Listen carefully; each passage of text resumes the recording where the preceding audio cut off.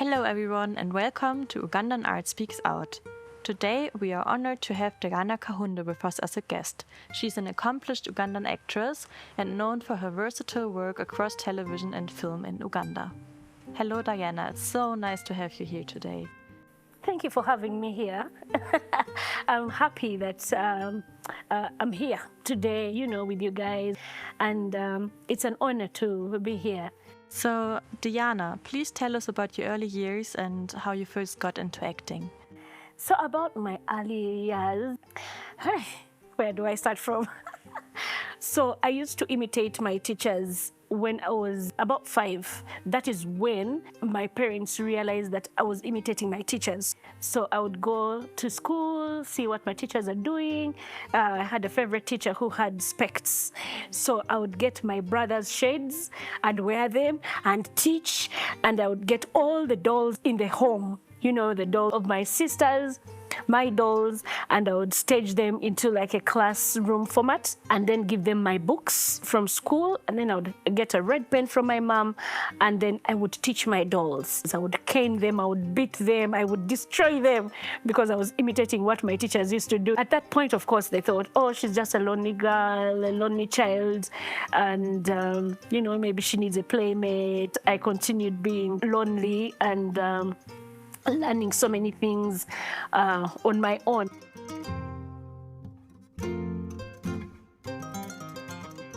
So how acting started. So in my primary 2, I was given a role. We used to do music, dance, and drama at the end of the year, where I would be awarded. It would be like a festival, I got a role as a nurse, and my mom is a nurse. So I tried to depict, how I had seen her, dealing with her patients, with her students. I did that role, and then I also did conducting, conducting the choir and stuff.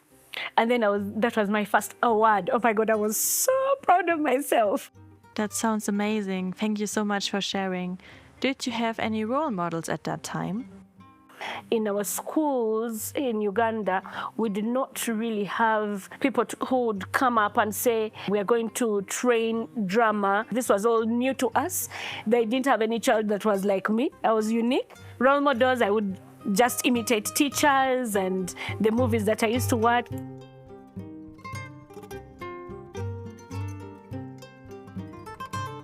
So, how and when did you get your first official role? Please tell us the story behind that.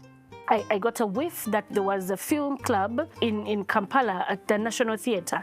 So I got some friends of mine and I was like, let's go and check it out. They were teaching, they were bringing us professionals from Uganda, from Nairobi, and I liked what they were saying. Everything sounded so intense. And I was like, that is the challenge I want. I want to be part of that.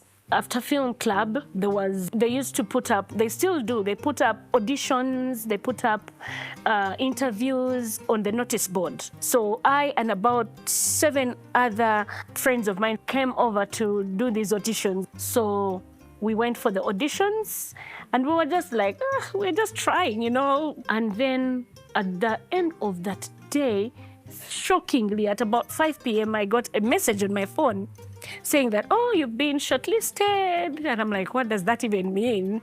There's a second audition. I'm like, okay, why not? Yeah, let's just go and do it, yeah. So that is how my career began.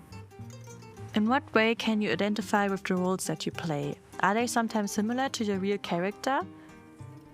I realize now that most of the work that I've done, there's usually a role that has a certain trait that I have. For example, in the hostel, I developed the love for cooking because of the character. So I realized that, oh my God, I like to do this, because I was always cooking. I was the mother hen. I am naturally like that.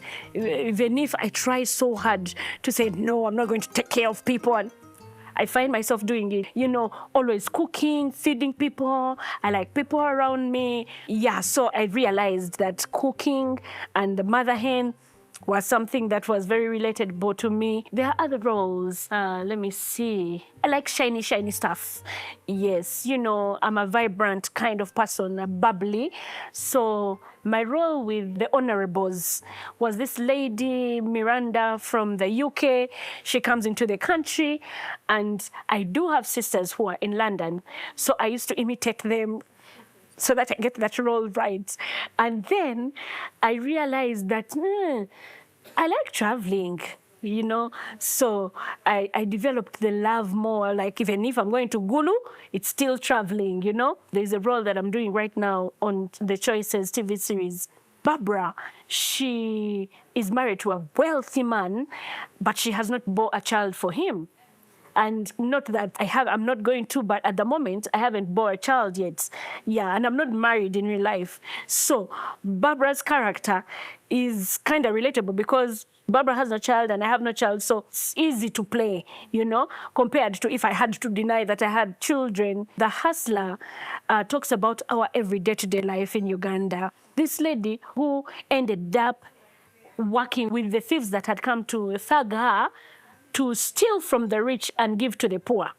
So for me, what I related it to is the many kind of things that someone has to do, you know, different streams of income to make it in life. Some roles I have had later that were written specifically for me to do. So they choose them, I don't. I wish I could choose more. I would, I think, choose one when I'm in hospital and I'm psychic or, you know, a murderer. There are things I haven't done before. So I wish I had the opportunity to do that. What does it feel like to get recognized on the streets? How do you feel in the public eye? Well, being recognized on the street shows me how much work I have done. When they approach me and they're angry, I realize I pulled off a character. It only gets bad when they want to fight me, you know, because some fans don't put a line between reality and what they see on TV. So that's when it gets dangerous. Other spaces are really profitable. For example, you go to Serena, everybody from the gate, they know you, they just take you straight to the boss's office, you know. That is something that is good because at the end of the day, I'm going to easily pitch whatever I've come to talk about, and then I can go home.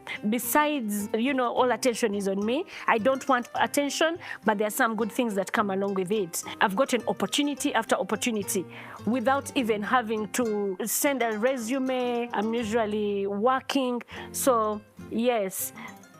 The media does not always portray me as I would love to be portrayed. In some instances, yes, if they have a sit-down interview with you, maybe they will write everything you say, and maybe you say something that you should not have said, and then it comes through, and you're like, I thought we agreed that this should not come out, but they are looking for what is going to go viral. So it always does not come off the right way. And some, you know, tabloids have been closed off because of that. You know, you go to a party, you just want to be normal, but they're going to be like, oh, okay, she was, you know, carried out of the place. She got really drunk, maybe just because she danced on top of a table, you know. Yeah, so it does not always portray us in the best way. And they know me for being blunt about what really goes on.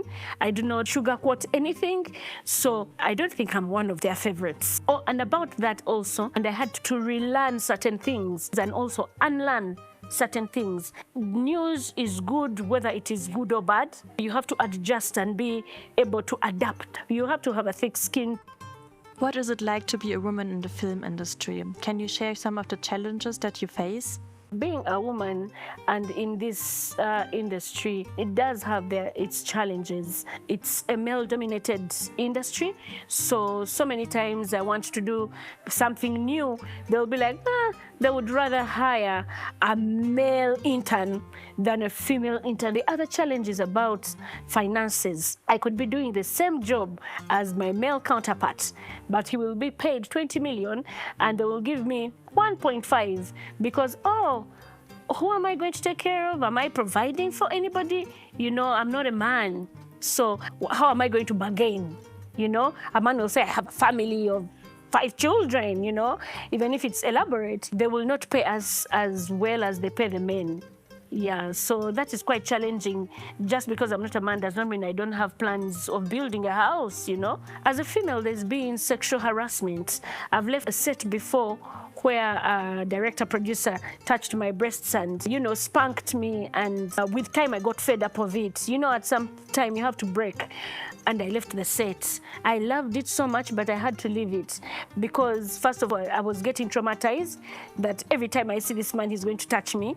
And also, my pride and dignity was being, you know, strained.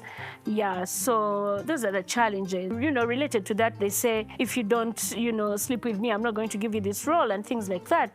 And that's where our principles and values come in, who you are as a person. So you stand your ground and you say, you know, if this role was for me on merit, then I'll get it. If it's not, then I don't have to. And then at the end of the day, the executive producer tells him, I want Kahunde to come and work on this project. And you come and you are all like, you know, yeah, I didn't have to do anything, you know, to get the role. When you refuse to give sexual favors, the man gets mad, he gets angry, like, who do you think you are? I was asked by one of them, you're just a woman, you know? Where are you going to go from this? I left that project, and then I'm sure he is still in pain that I got here now without having to do anything with him. So it is about my merit and my work. If you can't pay me for what I am bringing on table, then it is okay. Another thing will come on. Yeah, those are the challenges that we face. Also, we don't have entertainment lawyers, you know? We suffer with these contracts because we sign on to something out of desperation and then it bites us at the end of the day. There is an advert that is running around. I talk about it now, you know, openly because everyone who sees it is like, oh my God, Kahunde, you have made money from the beginning of your career. But I am not getting anything from it because of the contract I signed when I was naive. We don't have people who advise us. Another problem is we don't get orientation. I would expect that before I do any production, I get an orientation about my role, my character Bible, what to do, what not to do, how I should appear in public, how I should not. Do you think the film industry reflects real Ugandan lives?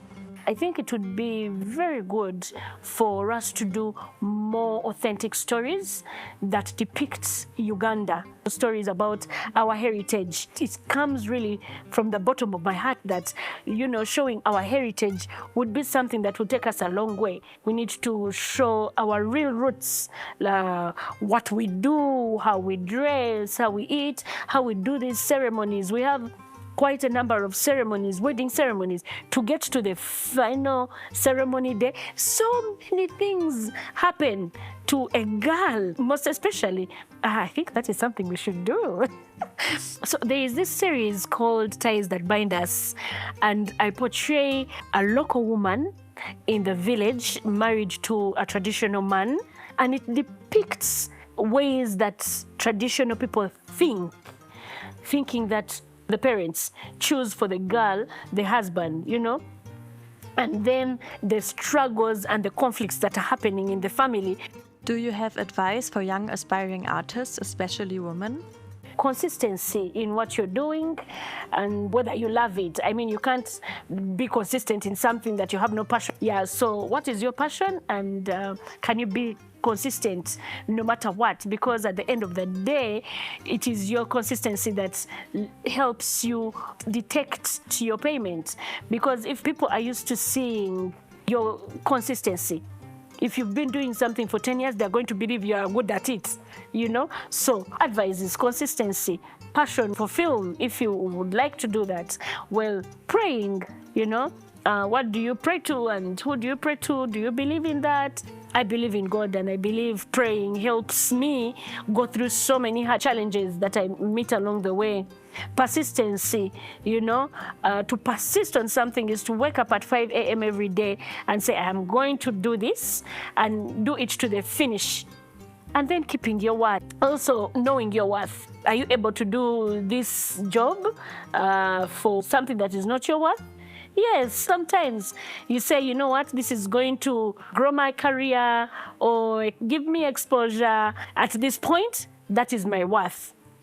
then you do that. But when you're at a certain different table, you say, no, my worth is this, and you're able to do that.